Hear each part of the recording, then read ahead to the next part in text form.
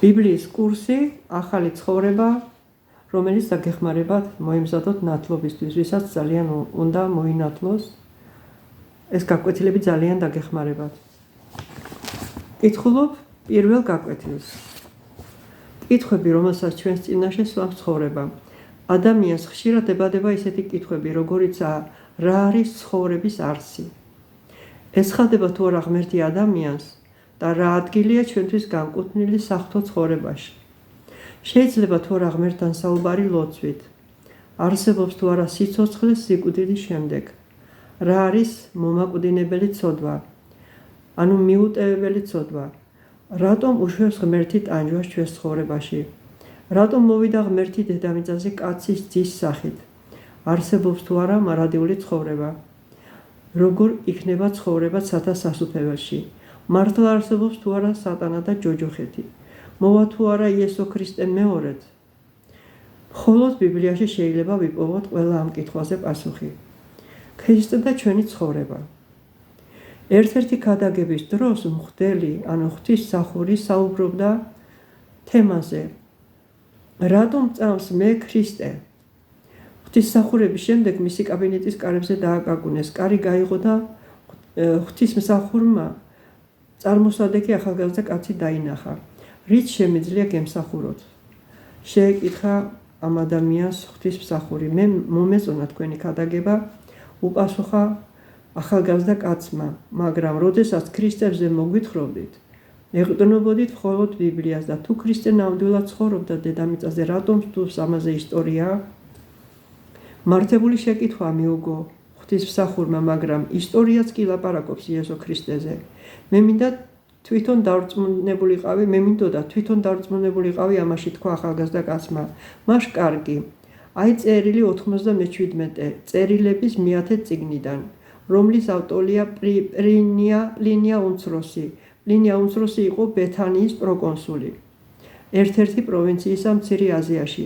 თავის წერილებში იმპერატორ ტროიანეს, რომის იმპერატორს იზუყვება იმ საყურადღებო მოვლენებზე, რომელიც თავის პროვინციაში ხდება. ბოლო ხნის განმავლობაში ის მოწმობს, რომ პროვინციაში ჩამოყალიბდა ქრისტიანების ახალი სექტა, რომელიც სწრაფად იზრდება. ქრისტიანები მღერიან ჰიმნებს და სიმღერებს თავიანთი მასწავლებლის იესო ქრისტეს სადიდებლად და რჩევას სთხოვს იმპერატორს თუ როგორ მოიქცეს. წერილი დაახლოებით 1010 წელს არის დათარიღებული ჩვენი წელთაღრიცხვით. პეტრეს პირველ წერილში, პირველი თავი, პირველი სტროფი კითხულობთ, რომ ბითვინიაში, ანუ ბეთანიაში არიან ქრისტიანები და მათ ეკადაგათ სახარება. პეტრე მოციქული იესო ქრისტესი პონტიასა და გალატიაში, კაბადოკიასა და ასიაში, ბითვინიაში განთესილ ხიზნებს. ქრისტეს მოწაფეების მოღვაწეობის დროს ამ პროვინციაში არსებობდა მრავალი ქრისტიანული საზოგადოება. პლინია უმცროსის წერილი არის ისტორიული დასაბუთება იმისა, რომ არსებობდა ადამიანი, რომელსაც ერქვა ქრისტე და მისი მოწაფეები განაგრძობდნენ თავიანთი მოძღვარი სადიდებელ საქმეს, ახარებდნენ ღვთის სასუფეველს.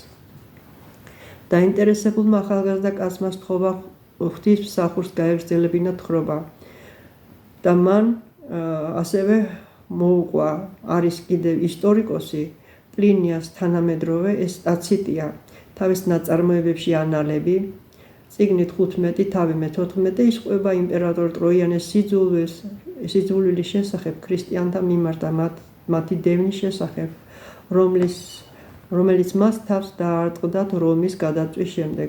ტაციტი გვიხსნის თავიანთი სახელი ქრისტიანება მიიღეს ქრისტეს სახელის საპატივცემულოდ. ის იხსენებს აგრეთვე როგორც ქრისტიანული რელიგიის ფუძემდებელს იესო ქრისტეს, რომელიც მსჯავრდებული იქნა იუდეული პროკურატორის პილატეს მიერ იმპერატორ ტიბერიას მმართველობის დროს. მე არასოდეს არ გამიგია, რომ ეს მოვლენები მართლა მოხდა, წამოიძახა აღფრთოვანებულმა ახალგაზრდა კაცმა. რა კი დავიწყეთ ამ თემაზე ლაპარაკი, მე მინდა თქვენი ყურადღება მივაპყრო ერთ წიგნს, რომლის ავტორია ცელსი 180 წელი ჩვენი წელთაღრიცხვით. წიგნი მიმართულია ქრისტიანების წინააღმდეგ, ეს იმას ნიშნავს, რომ ქრისტიანები იმ დროისთვის წარმოადგენდნენ რეალურ ძალას. თუ კიდევ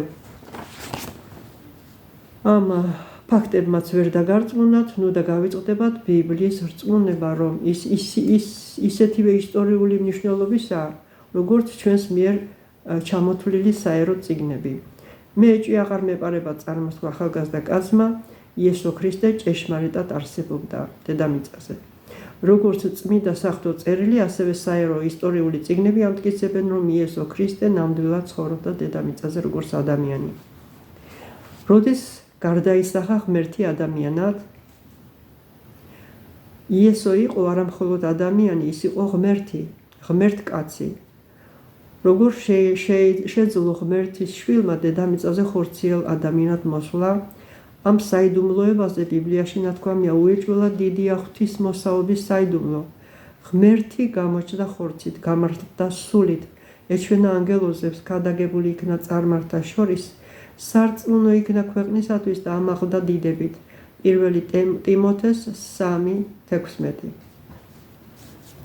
რომ გავიგოთ თუ ვინ არის ღმერთი, უნდა მივმართოთ იესო ქრისტეს. ერთხელ მოწაფეები ესაუბრებოდნენ იესო ქრისტეს მამა ღმერთზე. ერთმა მოწაფემ ფილიპემ უთხრა, უფალო გვაჩვენე ჩვენ მამა და საკმარისია ჩვენთვის.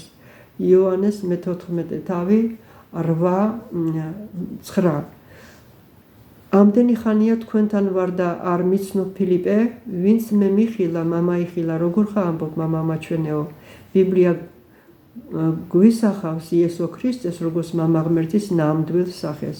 იესო ღმერთის შვილი ამბობს, მე და მამა ერთი ვართ. ჩვენ უკეთესად შევიცნობთ ღმერთს, თუ გვეცოდინება, რომ ქრისტე და მამა ღმერთი ერთია. ქრისტე არსებობდა მუდამ. არის ისეთი რამ, რისი ცოდნა ჩვენ შეგვიძლია, მაგრამ შეგვიძლია ყოველივე იმის ცოდნა, რაც ღმერთმა გაგვიცხადა. და არის დაფარული, რომელსაც ღმერთი არ უცხადებს არავის. დაფარული უფალს ჩვენს ღმერთს, გაცხადებული კი ჩვენ და ჩვენ შვილებს უკუნითი უკუნისამდე, რომ შესრულდეს ამ რჯულის ყოველი სიტყვა. მეორე რჯული 29:29. საიდან იწყება ღმერთი? ბიბლია გვეუბნება, რომ ღმერთი ყოველთვის იყო, სანამ დაიბადებოდნენ მთები, სანამ შექმნილი დედამიწას და სამყაროს უკუნითი უკუნისამდე. შენ ახარ ღმერთი, ფსალმუნი 89:3. ბიბლია იწყება სიტყვებით, თავდაპირველად ღმერთმა შექმნა, დაბადება პირველი.